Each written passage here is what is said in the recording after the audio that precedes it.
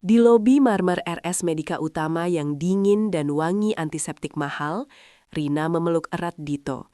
Tubuh kecilnya kejang tak terkendali di kursi tunggu. Petugas administrasi hanya menunjuk tumpukan formulir BPJS dengan tatapan datar. Menolak keras karena kamar kelas 3 diklaim penuh sampai 2 bulan ke depan. Mereka bilang, nyawa Dito tidak sebanding dengan citra mewah rumah sakit. Hanya uang tunai puluhan juta yang bisa memecahkan masalah ini. Harga kehidupan Dito kini diukur dari saldo ATM Rina yang kosong. Jika kalian merasa sistem ini tidak adil, tekan tombol like, subscribe, dan bagikan pendapat kalian di kolom komentar.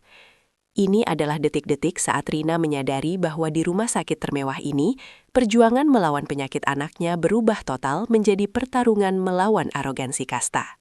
Rina menahan napasnya, mencoba menenangkan debar jantung yang memukuli rongga dadanya secepat putaran ojek online yang baru saja mengantar mereka. Ia menopang tubuh kecil Dito, putranya yang berusia 8 tahun, yang kini terasa begitu panas dan lembek dalam pelukannya. Keringat dingin membasahi punggungnya. Sudah 2 hari demam Dito tidak turun, dan malam ini serangan kejang itu datang lagi. Lebih hebat, lebih lama, dan kini disusul sesak napas yang menakutkan. Di klinik Seruni, dokter hanya bisa menyarankan satu hal, ICU dan alat bantu pernapasan segera. Dan satu-satunya tempat yang bisa memberikannya adalah RS Medika Utama. Mereka tiba di gerbang RS Medika Utama, sebuah benteng kaca dan baja yang tampak menjulang angkuh di tengah malam. Kontrasnya begitu menyakitkan. Rina, dengan kaos kusam dan sandal jepitnya, merasa seperti kotoran yang menempel pada sepatu mahal. Aroma antiseptik bercampur wangi bunga eksotis memenuhi lobi, jauh berbeda dari bau apek dan asap rokok di gang sempit tempat mereka tinggal. Ia mendorong kursi roda pinjaman yang diduduki Dito, menuju meja administrasi utama yang terbuat dari marmer hitam mengkilap. Saat ia bergerak, ia melihat pantulan dirinya di dinding kaca. Wajahnya pucat, mata cekung, simbol kelas pekerja yang sedang memohon nyawa di kuil kemewahan. Di balik meja, seorang petugas perempuan dengan seragam biru muda yang disetrika sempurna menyambut mereka dengan senyum profesional yang dingin. Senyum itu tidak menjangkau matanya. Rina mencoba menstabilkan suaranya. "Tolong, anak saya kritis. Kami perlu ICU dan oksigen segera." Ia menyodorkan beberapa lembar dokumen lusuh yang dibungkus plastik dan selembar kartu BPJS Kesehatan. Kartu sakti yang seharusnya menjamin haknya untuk hidup. Kartu itulah satu-satunya aset yang ia miliki. Petugas itu menerima kartu Rina dengan 2 jari, seolah benda itu membawa penyakit. Ia memasukkannya ke mesin. Matanya sibuk menyapu wajah Rina, dan kemudian Dito, yang kini terkulai, bernafas dengan suara terengah yang memilukan. 5 menit berlalu dalam keheningan yang mencekam, di mana setiap detik terasa mengikis harapan Rina. 5 menit di mana Dito terus berjuang di kursi roda, sementara Rina hanya bisa mengusap dahi panasnya. Akhirnya, petugas itu menarik kartu Rina dan mengembalikannya, tanpa perubahan ekspresi. "Maaf Ibu, kami tidak bisa memproses ini saat ini." Rina merasakan gelombang panik membanjiri kerongkongannya. "Kenapa? Ini kartu BPJS, hak saya. Anak saya butuh alat bantu pernafasan sekarang." "Begini Bu," jelas petugas itu dengan nada yang sama datar dan berjarak seperti menjelaskan menu kopi. "Fasilitas ICU kami memang terikat kontrak dengan BPJS, tapi hanya untuk kamar kelas 3. Sayangnya kamar kelas 3 kami sedang penuh, dan antrian sudah terjadwal hingga 2 bulan ke depan. Ini adalah RS Medika Utama Bu, fasilitas dan kenyamanan kami diminati." Ia menekankan kata kenyamanan, seolah itu adalah mata uang yang Rina tidak miliki. 2 bulan? Anak saya tidak punya waktu 2 jam. Rina hampir berteriak, pandangannya beralih dari petugas itu ke Dito, yang kini batuk kering dengan keras. "Dia akan mati di kursi ini kalau saya menunggu 2 bulan. Bukankah ada etika kedokteran? Prioritas darurat?" Petugas itu hanya menunjuk ke sebuah papan pengumuman kecil di sudut meja. "Untuk kasus darurat non-rujukan BPJS yang membutuhkan ICU intensif, Ibu wajib mendaftar sebagai pasien umum. Deposit awal yang diperlukan untuk penanganan segera dan jaminan kamar di ICU kelas 1 adalah 75 juta rupiah. Apakah Ibu bisa menyediakan dana tersebut?" 75 juta rupiah. Angka itu melayang di udara. Begitu besar, begitu absurd, seperti mengharuskan Rina membangun rumah sakit itu sendiri. Rina hanya punya 800 ribu rupiah di dompetnya, hasil kerja kerasnya mencuci piring. Ia menelan ludah. Rasa pahitnya menusuk tenggorokan. Saya Saya tidak punya uang sebanyak itu. Saya hanya punya BPJS. Tolong, bukankah ini rumah sakit rujukan? Tidak boleh menolak pasien kritis. Kami tidak menolak, Bu. Koreksi petugas itu dengan suara tegas yang menunjukkan akhir dari perdebatan. Kami menawarkan opsi. Atau, ibu bisa membawa putra ibu ke rumah sakit rujukan BPJS lain yang memiliki ketersediaan kamar kelas 3. Di sini, jika tidak ada deposit, kami hanya bisa memberikan kursi tunggu. Tidak lebih. Rina mencengkram lengan kursi roda. Pandangannya kabur karena air mata yang tertahan.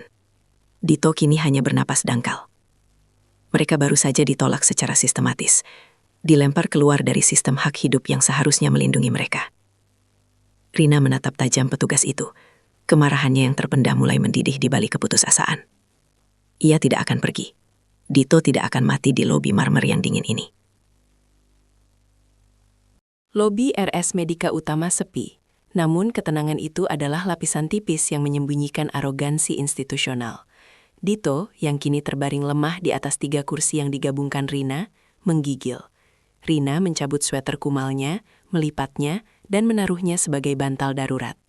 Setiap detik yang terbuang terasa seperti paku yang dihujamkan ke jantungnya. Setelah memastikan Dito relatif stabil, sekadar bernafas, Rina berdiri. Ia menatap pantulan dirinya di jendela kaca setinggi langit-langit yang memamerkan kemewahan lobi. Marmer Italia, lampu kristal, dan aroma mahal yang Rina tebak adalah parfum ruangan seharga gaji bulannya. Kontras itu menamparnya.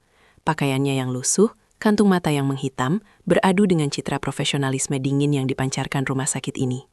Ia bukan hanya miskin, ia adalah anomali yang merusak estetika mereka. Rina mengeluarkan ponsel bututnya. Ia mencoba menghubungi kontak seorang jurnalis lepas yang ia kenal saat bekerja paruh waktu di acara amal. Pesan-pesan yang ia kirimkan bergetar di tengah keheningan, memohon bantuan, menjelaskan bagaimana anak sekarat ditolak haknya.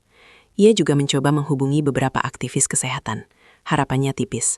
RS Medika Utama bukan sembarang rumah sakit. Mereka memiliki koneksi kuat dan mungkin pers yang enggan mengusik iklan mereka. Setelah 2 jam tanpa balasan yang berarti, Rina tahu ia harus mengambil langkah yang lebih drastis. Ia tidak bisa menunggu media datang. Dito tidak punya waktu sebanyak itu. Ia mendekati meja resepsionis administrasi yang kini dijaga petugas shift malam.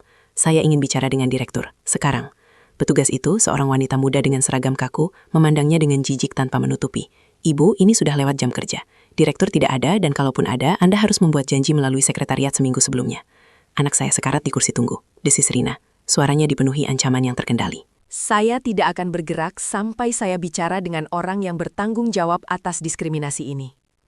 Kekuatan tekad Rina entah bagaimana berhasil menembus tembok birokrasi. Mungkin karena petugas itu takut Rina akan membuat keributan besar. Setelah beberapa panggilan telepon berbisik, Rina diizinkan masuk. Bukan ke kantor direktur, tetapi ke ruang konferensi kecil yang berdekatan dengan area manajemen. Setelah 15 menit menunggu yang terasa seperti seabad, pintu terbuka. Masuklah Dr. Satria. Dr. Satria adalah sosok yang elegan dan berwibawa, mengenakan setelan jas abu-abu mahal yang pas di tubuhnya.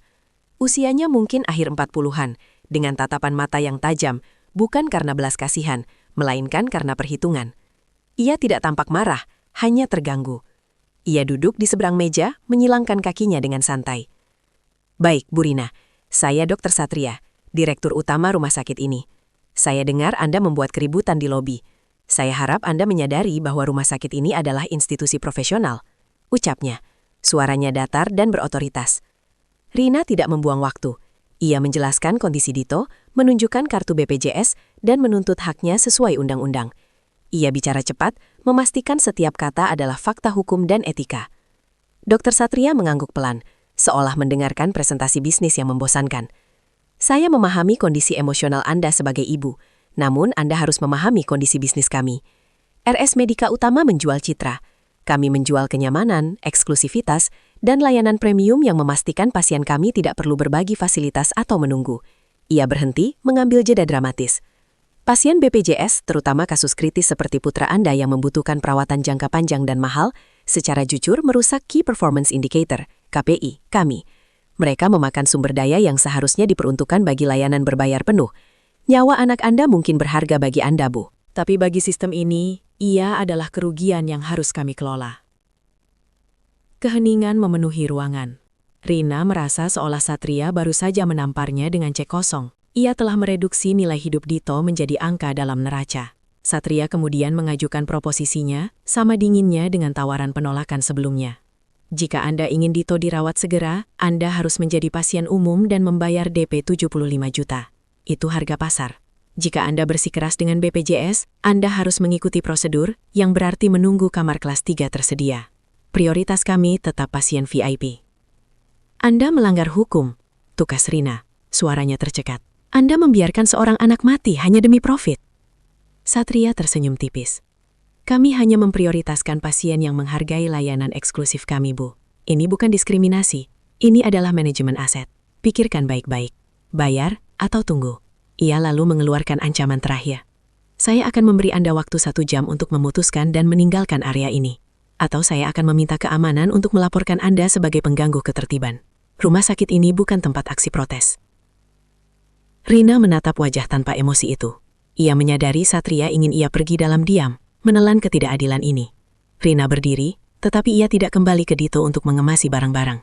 Ia kembali ke lobi, mengambil selimut tipis Dito, dan bukannya duduk di kursi tunggu. Ia menjatuhkan dirinya di lantai marmer yang dingin, tepat di depan meja administrasi utama.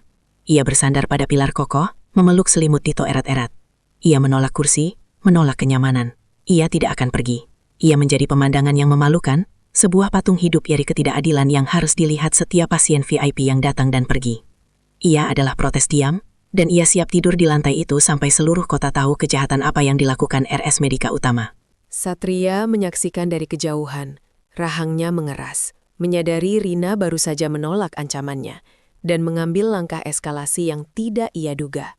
Pagi itu, ketenangan marmer di lobi RS Medika Utama pecah oleh dering telepon yang panik dari kantor dinas kesehatan. Video Rina yang duduk diam, memeluk tas lusuh di kenah kemewahan berlebihan, telah menyebar seperti api, memaksa otoritas bergerak. Tekanan ini, meski kecil, cukup untuk menjepit Dr. Satria. Ia tidak bisa mempertahankan arogansi bisnisnya di hadapan potensi kerugian citra yang masif, terutama jika dikaitkan dengan penolakan nyawa anak di bawah umur. Dr. Satria, dengan wajah sedingin es, akhirnya memerintahkan staf administrasi untuk memproses pendaftaran Dito. Tapi jangan salah, Bu Rina, bisiknya saat ia melewati Rina, nadanya tenang namun mematikan. Ini bukan kemenangan. Ini adalah formalitas. Rumah sakit ini akan memenuhi kewajiban hukumnya, tidak lebih. Rina membalas tatapan itu tanpa gentar. Ia tahu, perjuangan baru saja dimulai. Dito akhirnya dipindahkan ke ruang perawatan, sebuah bilik di ujung koridor ICU, jauh dari kamar-kamar VIP yang dilengkapi televisi layar datar dan pemandangan kota. Secara teknis, Dito berada di ICU, namun Rina segera menyadari bahwa ruangan itu terasa seperti ruang penyimpanan yang terlupakan.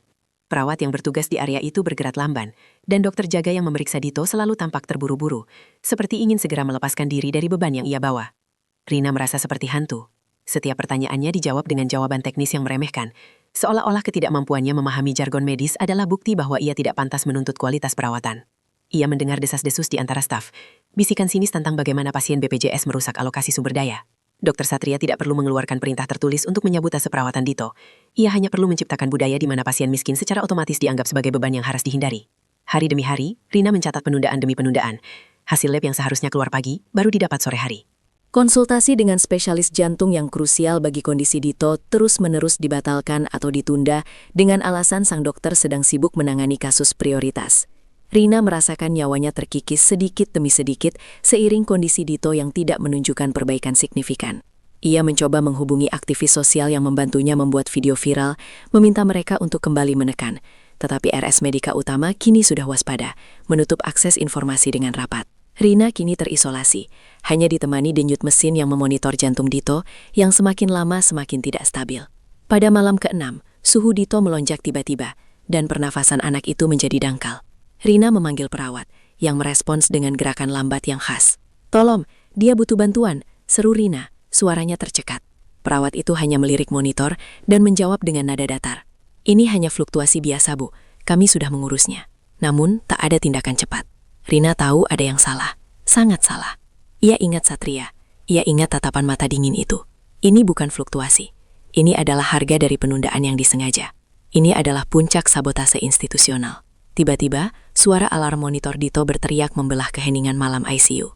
Suara itu tajam, panik, menunjukkan penurunan drastis pada saturasi oksigen Dito. Barulah staf medis yang malas tadi berubah menjadi panik. Dokter jaga datang berlarian, namun sudah terlambat. Gerakan mereka tampak canggung dan tidak terorganisir. Rina berdiri terpaku, menyaksikan bagaimana para dokter mencoba melakukan resusitasi. Dalam kemarahan dan keputusasaan yang meluap-luap, Rina menyadari kebenaran yang kejam. Mereka membiarkan ini terjadi. Mereka sengaja menunda, berharap Dito tidak akan bertahan, membersihkan masalah BPJS dari citra mewah rumah sakit ini. Dalam sekejap, insting keibuannya meledak. Ia mendorong perawat yang mencoba menenangkannya, menerobos kerumunan jubah putih. Ia mencapai ranjang Dito, memeluk tubuh mungil yang kini tak berdaya di antara kabel dan selang. Rina tidak menangis. Ia meraung. Itu adalah raungan murni, bukan kesedihan, melainkan protes brutal terhadap ketidakadilan yang merenggut nyawa anaknya. "Apa salah kami? Apa salah kami karena kami miskin?" teriak Rina. Suaranya bergema di ruangan steril itu. Ia menatap tajam ke arah dokter jaga dan para perawat, pandangan yang penuh tuduhan pembunuhan. Tanpa disadari Rina, seorang residen muda yang selalu bersimpati pada perjuangannya berdiri di balik pintu kaca. Tangannya memegang ponsel yang merekam setiap detik adegan klimaks yang memilukan itu. Bukti final dari kebobrokan moral di jantung RS Medika Utama. Setelah raungan putus asa Rina menggema di ruang ICU, keheningan yang menyelimuti terasa jauh lebih dingin daripada udara AC rumah sakit. Para staf medis yang tadinya bergerak lamban, kini bekerja dalam kegesitan yang dipaksakan oleh amarah Rina dan tanpa sepengetahuannya oleh lensa ponsel yang merekam adegan itu. Itu bukan sekedar tangisan, itu adalah proklamasi perang yang disiarkan langsung, disaksikan oleh seorang perawat muda yang hatinya muak menyaksikan permainan diskriminasi ini. Video itu menyebar dengan kecepatan kilat, jauh lebih cepat daripada yang bisa ditangani oleh tim PR RS Medika Utama. Judulnya bervariasi, Ibu Miskin Melawan Rumah Sakit Elit, atau yang paling menusuk, Apakah Nyawa Anakku Tidak Bernilai? Dalam hitungan jam, video Rina berada di beranda semua media sosial dan menjadi berita utama di portal berita yang tadinya enggan meliput kasusnya. Publik tidak hanya marah, mereka merasa terhianati. Kasus ini bukan lagi tentang satu pasien BPJS, melainkan simbol keangkuhan institusi kesehatan yang telah melupakan sumpah Hipokratik demi mengejar keuntungan. Dr. Satria, yang baru saja kembali dari konferensi pers yang gagal total untuk meredam isu, hanya bisa menyaksikan kejatuhannya di layar TV kantornya yang berukuran 80 inci. Ia mencoba mempertahankan wajah arogannya, mengklaim bahwa video itu adalah drama emosional yang dilebih-lebihkan, yang dirancang untuk memeras rumah sakit. Namun, benteng pertahanannya runtuh ketika bom waktu sesungguhnya meledak. Seorang dokter residen yang sebelumnya bekerja di bawah pengawasan Satria dan muak dengan kebijakan penundaan perawatan, menyerahkan berkas krusial kepada media investigasi. Dokumen yang bocor itu adalah memo internal yang ditandatangani oleh Satria sendiri, berjudul Protokol Efisiensi Pasien Berbasis Anggaran. Memo itu secara eksplisit menginstruksikan staf untuk memprioritaskan pasien umum atau VIP untuk prosedur non-darurat yang mahal, dan secara sistematis menunda penempatan pasien BPJS di ruang operasi atau perawatan intensif hingga kondisi mereka menjamin penggunaan sumber daya, sebuah eufemisme dingin untuk menunggu hingga hampir mati. Ini bukan sekedar penolakan, ini adalah kebijakan yang disengaja untuk membiarkan pasien miskin menderita demi menjaga margin keuntungan. Tekanan kini datang dari segala arah. Kementerian Kesehatan mengancam pencabutan izin operasional, Badan Pengelola Jaminan Sosial memutuskan kontrak kerjasama dengan RS Medika Utama, dan yang paling parah, para investor VIP mulai menarik dana karena citra eksklusif yang mereka beli telah tercoreng oleh darah ketidakadilan. Dewas Direksi RS Medika Utama yang panik mengadakan rapat darurat. Mereka harus menyelamatkan institusi, bahkan jika itu berarti mengorbankan dewa profit yang mereka puja selama ini. Dalam konferensi pers yang dipenuhi wartawan yang haus darah, Ketua Dewan Direksi dengan wajah pucat mengumumkan pemecatan Dr. Satria atas tuduhan pelanggaran etika kedokteran berat dan dugaan malpraktik administratif. Satria tidak hanya dipecat, ia juga harus menghadapi penyelidikan polisi dan tuntutan hukum. Kekuatan yang selama ini ia gunakan untuk merendahkan Rina, kini berbalik menghantamnya dengan keras. Ia, sang penguasa Medika Utama, kini menjadi simbol kegagalan moral dan ketamakan. Sementara Satria jatuh, Dito perlahan pulih. Dokter-dokter pengganti yang kini bekerja di bawah pengawasan ketat dan ketakutan publik memberikan perawatan yang seharusnya Dito dapatkan sejak awal. Operasi yang ditunda, terapi yang diabaikan, semua dilakukan dengan sigap. Rina menghabiskan minggu-minggu berikutnya di sisi Dito, menyaksikan garis di monitor jantung kini stabil, alih-alih melompat liar menuju jurang. Setiap denyut jantung Dito yang normal adalah kemenangan kecil bagi Rina. Setelah sebulan, Dito diizinkan pulang. Ketika Rina mendorong kursi roda anaknya melewati lobi Marmer Medika Utama yang megah, lobi yang dulu menjadi medan pertempurannya, tidak ada lagi rasa inferioritas. Staf yang berpapasan menundukkan kepala, tidak karena hormat, melainkan karena rasa malu yang mendalam. Rina berhenti sebentar di pintu keluar. Ia memandang ke atas, ke fasad kaca RS Medika Utama yang berkilauan di bawah sinar matahari. Ia telah merangkul kasta terendahnya, mempertaruhkan segalanya, dan berhasil membuktikan kepada institusi angkuh itu bahwa hak hidup memang tidak dapat diukur dengan saldo bank. Kemenangan ini terasa pahit, mahal, dan penuh bekas luka trauma. Namun itu adalah kemenangan yang mutlak. Kemenangan moral bagi setiap orang miskin yang takut ditolak di gerbang kesehatan. Rina tidak menangis. Ia hanya menarik nafas panjang, mengencangkan genggaman pada kursi roda Dito, dan berjalan keluar, meninggalkan bayangan arogansi yang kini tengah berguncang hebat di belakangnya.